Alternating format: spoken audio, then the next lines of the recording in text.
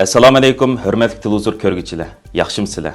Dunyo Uyg'ur qurultiyi tor televiziyasining kunlik xabarlar programmasiga xush keldinglar. Men Iftixor Abdurshid. Juma kuningizga muborak bo'lsin. Hurmatli ko'ruvchilar, tövəndə diqqətinizlər kunlik xabarlar programmamızın təfsilatı bo'lsin. Mustamlik ostidagi vatanimiz va Uyg'ur xalqining mustaqillik da'vosi uchun o'zining sadoqati, mas'uliyatchanligi va izchilligi bilan fidokorlik ko'rsatgan Arzu ansamblida Uyg'ur madaniyati va san'ati uchun kuch chiqargan Qozog'iston Olmaota oblasti Uyg'ur noyasi Uyg'ur madaniyat markazining boshlig'i peshqadam san'atkor Seydolim Amatov apandi 1957-yili 9-oyning 21-kuni tug'ilgan bo'lib, 2025-yili 11-oyning 27-kuni boqiy olamga safar qildi. Mərhum Seydolim apandi 7 və 8 navbatlik Dünya Uyğur Qurultiyi Qozog'iston vakili bo'lgan bo'lib, u bizning inqilobiy saptishimiz va vatanparvar kurashchimiz edi. Dünya Uyğur Qurultiyi rahbarlari va barliq vakillar mərhum saptishimiz Seydolim Amatovning vafot bo'lganligi haqidagi xabarini topshirib olgandan keyin qattiq qayg'uga cho'mdi. Mərhum Seydolim apandi yillardan beri da'voyimizni O'rta Osiyoda yangratgan, millatning dardini o'zining dardi deb bilib xizmat qilgan fidokor bir saptishimiz edi. Uyg'ur da'vosi uchun sodiqlik, mas'uliyatchanlik va izchillik bilan fidokorlik ko'rsatgan qadrli saptishimizning vafoti biz uchun zo'r bir yo'qotish bo'ldi.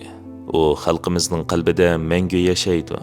Biz va uning sapdoshlari, uning arzu-armonlari va mustaqillik arzusi, xalqimizning hurligi, azizani vatanimizning osmonda ayıltuzluq ko'k bayrog'imizni javlon qildirish uchun uning nishoniga qarab davomli ilgirlaymiz va marhumning oila tavobatlariga, urug' tuqqanlarga, marhumni yaxshi ko'radigan barliq vatandoshlarga cho'nqur ta'ziyalarimizni bildiramiz. Alloh taolo marhumga rahmat ato qilsin, yotgan yeri jannatda bo'lsin. Oilasiga va barliq do'stlarga Allohdan sabr tilaymiz. Qayg'u va hasrat bilan Dünya Uyghur Qurultiyi. Hava içindeki ve sırtındaki, vatan içindeki ve sırtındaki Cabbakeş Uygur'um. Biz Qozog'iston diyarından sizlerge cümleden Uyghur nahiyasındaki 70 bin xalqning, onun içindeki 40 binga yaqini Uyghur xalqininki yapılıq salmını yetkeldim. Assalamu alaikum. Bu söz deganma ölüm o'xshashlar biriga atigan, biriga kechkilikka. Shuning uchun bugun men atigan kelib qoldi.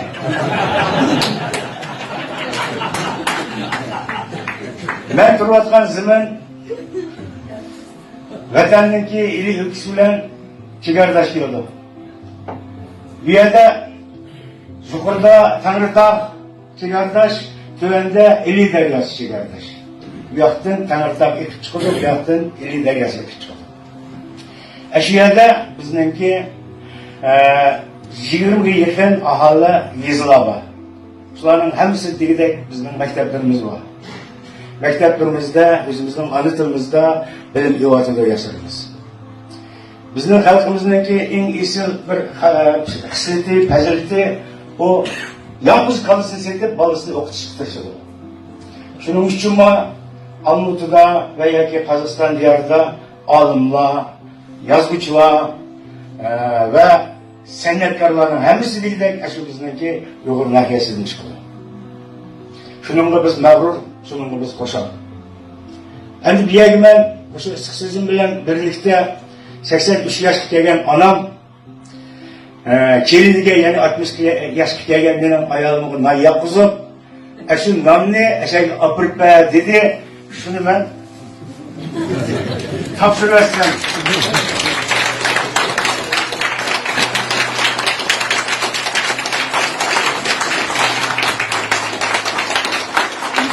Bununla birlikte 100 euro bedel pul evletti, özünün pensisinden onun 30'ını heşlep koyup 70'ini yetkizdi.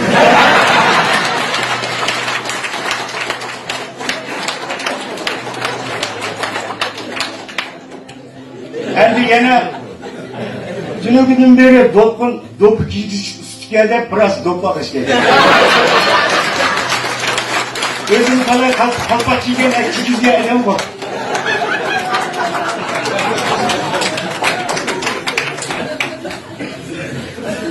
Bizning tabiat sharoitimiz 4 fasllik nihoyatda yaxshi tabiat sharoitida yashaymiz. Bu yerda bizning xalqimiz asosan dehqonchilik bilan shug'ullanadi. Ularning hammasidagidek bizda olma, o'rik, nashput, shotdol, üzüm shundoqlar terdi. Yana bir mag'rurlikqa yerimiz bizning nahiyada ajoyib bir yaxshi qishlar Uyg'urning nomi bilan atalgan yezilgan nihoyatda nurg'un. Aksu, Avar, Tugman, Aqdam, Şerin, Bahar ve başka yüzlerimiz var. Yılgıca şu nam boyunca saklanıp kıyvadıdır. Hiyaki ketim kegen vaxtıda Xudayım olsa şu nazı nimetlerden kalktık olsa hemen ağaç geldi.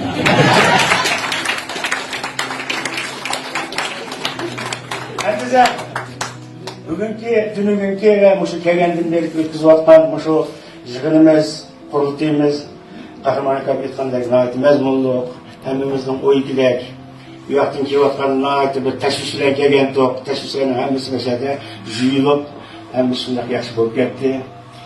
Bugün ben endi saylaş günü, saylam günü, saylagandığıma hakikaten yani adımızdaki hacım ketkenler yürekten saylaylı, iş bildiğen balalarını saylaylı, layık çıkınıp işlerimlerine berketleyin.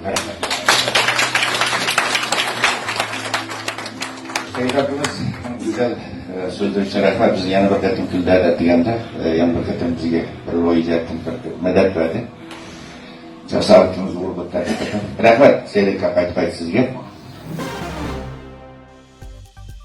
Amerika poytaxti Washingtonda Uyg'ur irqiy qirg'inchiligiga qarshi turish haftaligi o'tkaziladi. Amerika poytaxti Washingtonda Uyg'ur akademiyasi va Uyg'ur harakati tashkilotining o'rinlashtirishida Dünya Uyg'ur Qurultiyi, Avstraliya Uyg'ur Jamiyati, Uyg'ur Tadqiqot Markazi, Drexel Universiteti, Kanada Sharq Turkiston Jamiyati, Sharq Turkiston Tadqiqot Fondi, George Washington Universiteti, Xalqaro Tibet harakati, Xalqaro Jumuriyatchilar instituti, Milliy demokratiya instituti, Milliy demokratiyani ilgari surish fondi, Shveysariya Uyg'ur Jamiyati, Amerika Uyg'ur Jamiyati, Uyg'ur demokratiya va kishilik huquq markazi, Uyg'ur Yevropa madaniyat markazi, Uyg'ur kishilik huquq qurilishi, Uyg'ur haqlarini qo'g'dash qurilishi, Kommunizm qurbonlari xotir fondi qatorliq 18 tashkilot va organning hamkorligida 9 dekabr Uyg'ur irqiy qirg'inchiligini xotirlash kuni, 10 dekabr Xalqaro kishilik huquq kuni va 1985 yildagi 12 dekabr o'quvchilar namoyishining 40 yilligini xotirlash munosabati bilan Uyg'ur irqiy qirg'inchiligiga qarshi turish haftaligi o'tkaziladi. Mazkur faoliyatga Xitoy mustabid hokimiyatining irqiy qirg'inchilik jinoyatlarini taxmi cho'nqur pash qilish, adolatning sadosini taxmi yuqori ko'tarish, milliy kimlikni qo'g'dash va kelajakning yo'llari haqida izlanish, ko'z qarashlarni o'rtoqlashishni maqsad qilgan bo'lib, bu yig'inga dunyoning har qaysi joylaridan Uyg'ur rahbarlar, aktiv kishilik huquq faoliyatchilari, tadqiqotchilar va Uyg'ur davosiga to'kib qo'shib kelayotgan chet ellik tadqiqotchi va mutaxassislar qatnashadi. Gollandiyaning Leiden universitetida Uyg'ur irqiy qirg'inchilik haqida doklad berilgan. Dünya Uyg'ur Qurultiyi ijroiya komitetining raisi va Uyg'ur harakati tashkilotining boshlig'i Roshan Abbas, qurultayning taftishi va qahramon lager shoidi Qalbinur Sidiq, Uyg'ur tadqiqot markazining ijroiya direktori Oblikim Idrislar 27 noyabr kuni Gollandiyada faoliyat olib berib, Gollandiyadagi yosh siyosiy faoliyatchi va Gollandiya Yeshillar partiyasining a'zosi Alarik Oblikimlar bilan birlikda Gollandiya parlamentida uchrashishlarda bo'lgan. Roshan Abbas xonim va hay'ati shu kuni atiganda Gollandiya parlamentida Uyg'ur irqiy qirg'inchiligining e'tirof qilinishida kuch chiqargan parlament a'zosi Stefan Van Barli apandi va Suzanna Kroger xonim bilan suhbat elib berib, Gollandiya parlamentida Uyg'ur masalasini kun tartibga kelish uchun muzokaralar elib borgan. Shu kuni kechda yana Roshan Abbas, Qalbinur Sidiq xonimlar va Gollandiyadagi siyosiy faoliyatchi va yozuvchi Ahmadjon Qosimlar Gollandiyaning Leiden universitetida Uyg'ur irqiy qirg'inchiligini tanishtirgan. Bu faoliyatda Roshan Abbas Sharq Turkiston masalasi va Uyg'ur irqiy qirg'inchiligi, Uyg'ur davosining hozirgi ahvoli va Xitoyning dunyo bexatarligiga elib kelgan tahdidlari va chegara halqigan bostirish haqida doklad bergan bo'lib, Qalbinur Sidiq o'zining Xitoyning jazo lagerlarida ko'rganlari va Xitoyning Uyg'ur xalqiga qaratgan irqiy qirg'inchilik haqida guvohlik bergan. Ahmadjon Qosim Gollandiyadagi Uyg'urlar va ular duch kelayotgan masalalar, Gollandiyada ilib berilayotgan Uyg'urlarning siyosiy faoliyatlari va Gollandiya hukumatining Uyg'ur masalasiga tutgan pozitsiyasi haqida ma'lumot bergan. Mazkur faoliyatni Leiden universiteti o'rinlashtirgan bo'lib, faoliyatga mazkur universitetning o'qituvchi va o'quvchilari, gollandiyaliklar, Tibet tashkilotlaridan bo'lib 60 dan ko'p kishi qatnashgan. Faoliyat oxirida mazkur universitetning o'qituvchi va o'quvchilari va faoliyatga qatnashgan yerliklar Roshan Abbas va Qalbinur Sidiq xonimlardan bas-basda Gollandiya hukumati Uyg'ur masalasi uchun nimalarni qilish lozim degandek savollarni so'rashgan. Bu haqda stansiyamizning ziyoratini qabul qilgan Qalbinur Sidiq xonim ma'lumot berib o'tdi. Bugun bu Leiden universitetida ilib berilgan faoliyatda oldi bilan Amerika Uyg'ur harakatininki raisi Roshan xonim so'zladi. Andan keyin men shu kamp lagerlardagi bir lager shohidi bo'lish suhbatim bilan shu lagerlardagi bo'layotgan irqiy qirg'inchilikni yani dalil isbotlar bilan tafsili so'zladim. Undan keyin bu Gollandiyada yashayotgan yosh aktivist Ahmadjon Qosim efendim bu o'ziniki şu Gollandiya kelish jarayonlaridan tortib Gollandiya bo'layotgan Uyg'ur masalalarining ba'zi kun tartibini qavatgan ishlar to'g'risida nihoyatda tafsili so'zladi. Bizning guvohlarimiz so'z tugagandan keyin nurg'un savollar so'raldi.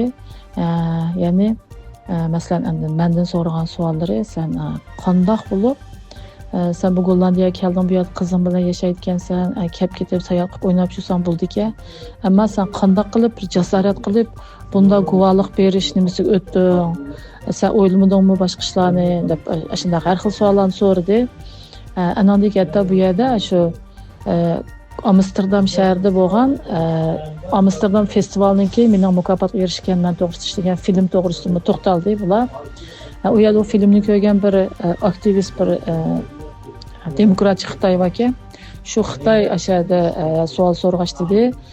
Men bu lager shohidi Qalbinur Sidiqninki Amsterdam festival filmdagi kinosini ko'rdim, ko'rib nihoyat ta'sirni ko'z yish qildim. Haqiqatan bak ta'sirli ishinibdi. Deb umi o'zining ko'z qarashlarini so'rab, ana Gollandiya hukumati qanday ishlarni qilish kerak, nimalarni qilib berish kerak deb bu shaxtda nihoyat ko'p savollar so'raldi. Andan keyin bunga javob berib, ko'p suhbatlar, munozirlar bo'ldi. Bugungi bu faoliyatimiz nihoyat ahamiyatli, nihoyat g'alabalik, yaxshi bir faoliyat bo'ldi. Hörmətli görürmənlər, yuqorida diqqətinizə günlük xəbərlər proqramımızın təfsilatını sunduq. Keyin qitimliq sanımızgacha görüşkiç aman bolğaysızlar. Stansiyamızın YouTube kanalına əza oluşni unutmang. Xeyr xoş.